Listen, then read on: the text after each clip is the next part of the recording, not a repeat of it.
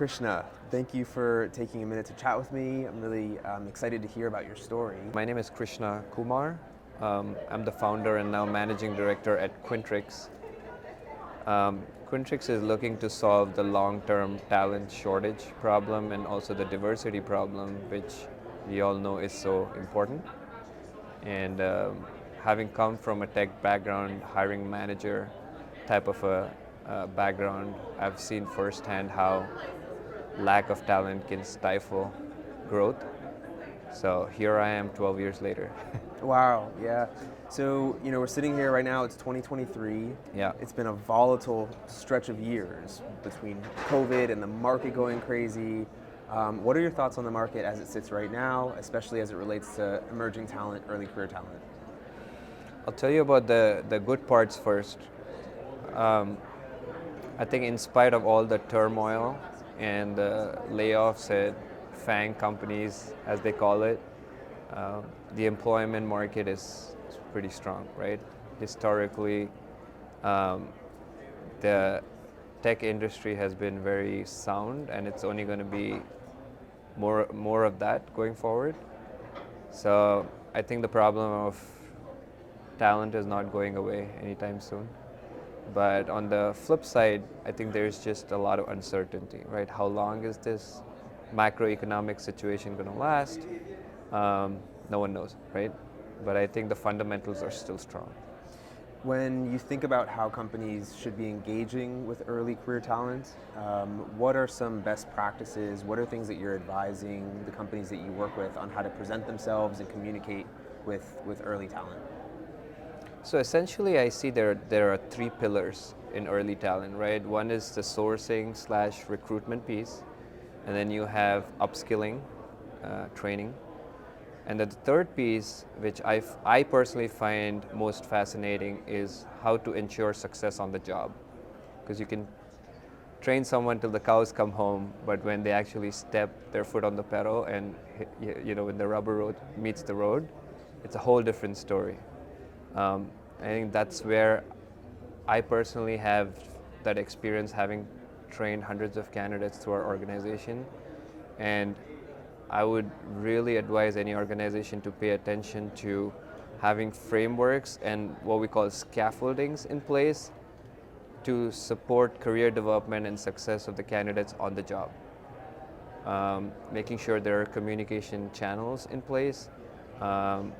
We talk a lot about work velocity, making sure that the manager understands what the expectation is in terms of how long should a candidate work on a task before asking for help, right? Very basic, rudimentary stuff, but just having that early communication and setting 30, 60, 90-day expectations really can make a difference between a candidate being successful and not. How do you think about assessing for potential when almost by definition early career talent doesn't have a lot of experience? So you can't look at that piece of the puzzle. Right. How do you think about assessing for potential? And as a corollary to that, how do you not allow unconscious bias and these, your perception of a candidate to cloud that assessment?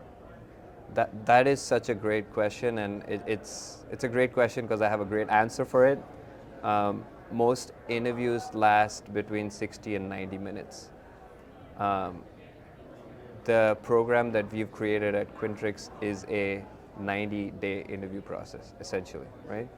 So you have the training program, which allows a potential employer to look into the candidate's technical abilities, professional skills, personality, cultural fit, which a 90-minute interview would not do justice, right?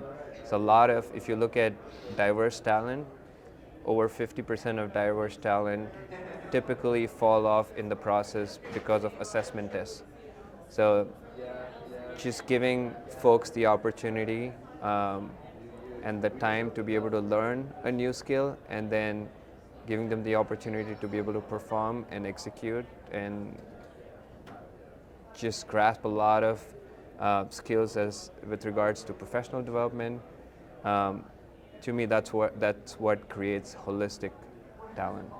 Are there some attributes or qualities that you see in early career talent that might be not obvious, but that you can then correlate and say, hey, these things are correlated to success in the role later on?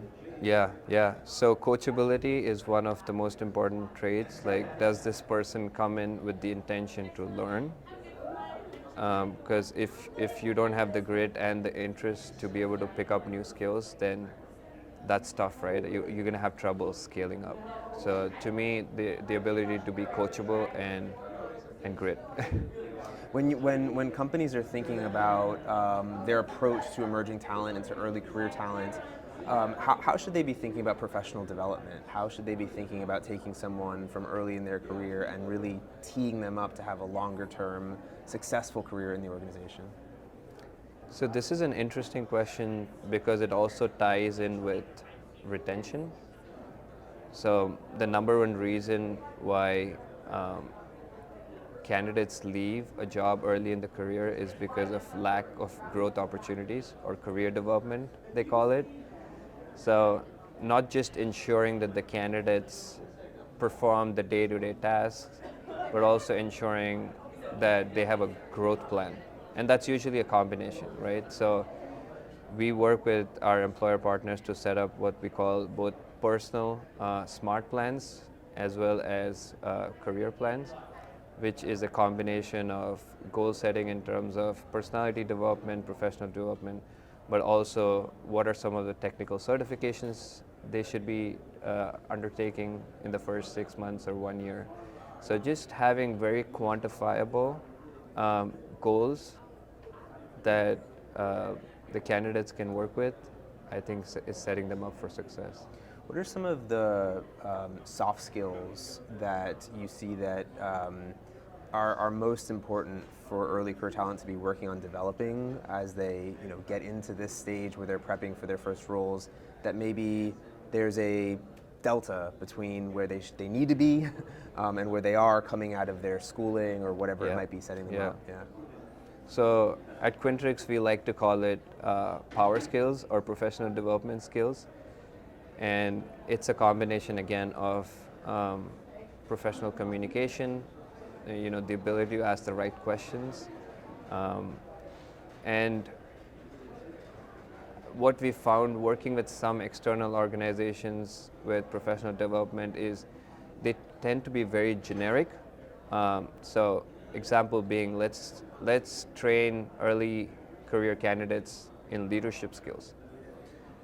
We've come to the realization that they don't necessarily relate to that this early in the career.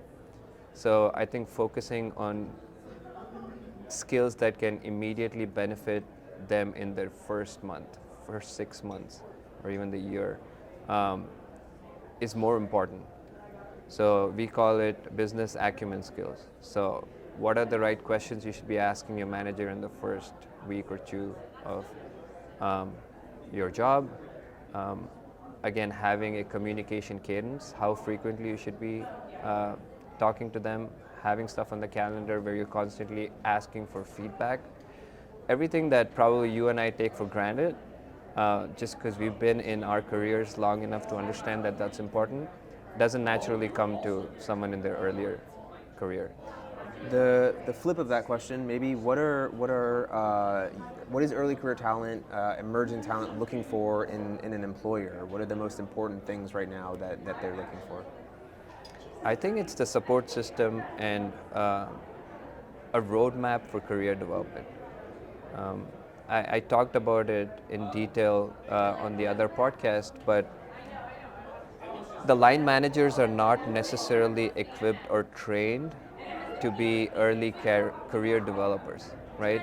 So I think changing that mindset and empowering line managers to be what I call growth catalysts, and getting early buy-in from them to basically understand that the success of the candidates will eventually align with their success, and it's not a quick fix, it's not a just in time, but it's an investment in their career in their department over an extended period of time, which will be a win-win for all.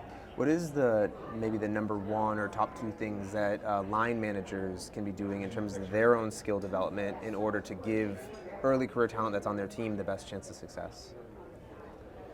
Um, I'm going to be very transparent here. Just having spoken to so many um, enterprises, there really is not a framework in place. And that's why we decided to create this in-house, where we um, provide a framework for communication for these early associates with their manager. To give you an example, imagine a scenario where a candidate walks into their new job, it's the first week, but then they know exactly the fact that they need to set up a meeting with their manager. The associate has a plan in hand that he walks in, and it's a lot more proactive than him asking the hiring manager to help him with stuff. So we almost want to empower the associates to drive this conversation instead of putting further pressure on the line managers who are already stretched thin with their day-to-day job. So I think the framework that we've created can help with that and perhaps be adopted by the line managers. What is it that you love about what you do? I think not a week or two goes by where someone doesn't send a message to our team thanking us for how we've been able to transform their career, how we've been able to transform their life. We are in the people business, and it energizes me every day to wake up knowing that, hey, these 30 candidates that are going through our program will eventually become future leaders in our employer partners companies. So I think it's a great social impact business, but also for profit. So it's the best of both worlds. Final question for you. So let's imagine that at some point in the future, a young person, high schooler, college student, is watching this interview that we're having, and they see Krishna and they say, I want to follow in that direction with my career. I want to be an entrepreneur. I want to lead a company. What would be the advice you would have to that person? I think the best advice is go for it and just start doing it, because analysis paralysis is a big problem. All the statistics point to the fact that most people are successful usually in their second or third, startups, if you will. So if you feel like you want to do something, you want to start a new venture, just do it, and it's okay to fail, right? And those will be the life lessons that'll help you be successful in your second or third venture. I love that, and I certainly agree. Krishna, thank you for taking a minute to chat with me. I really appreciate it, and I'm looking forward to seeing you around the conference. Thank you, Jeremy. I appreciate it.